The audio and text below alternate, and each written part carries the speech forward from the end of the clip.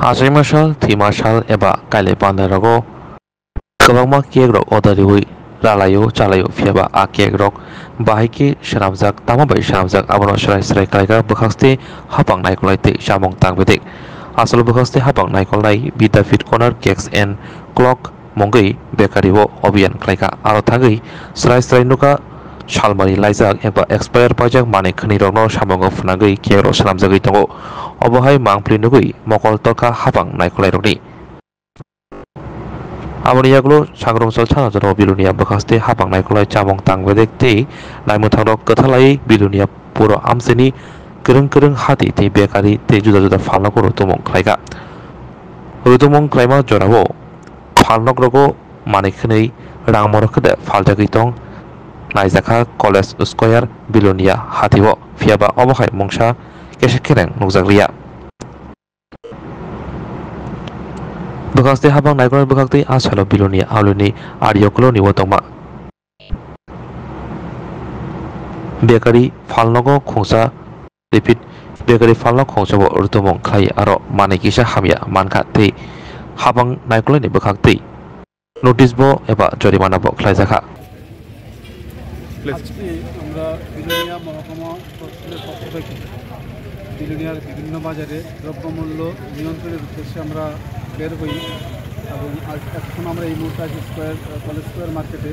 এখানে আমরা বিভিন্ন যে দ্রব্যমূল্য আলু পেঁয়াজ আদা রসুন এবং কাঁচা শাকসবজি আমরা দেখলাম যে দ্রব্যমূল্য আমাদের এখানে অনেকটা নিয়ন্ত্রণের মধ্যে আছে।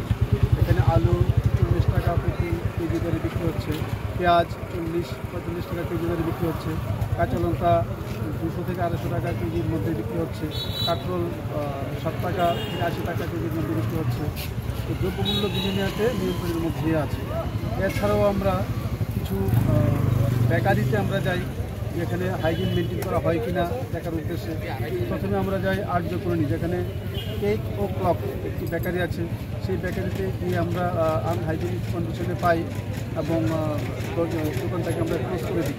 আমাদের সঙ্গে অফিসার ছিলেন এবং যেখানে বেকারি জিনিসপত্র তৈরি হয় মূল কারখানা যেটা, সেখানে আমরা যাই।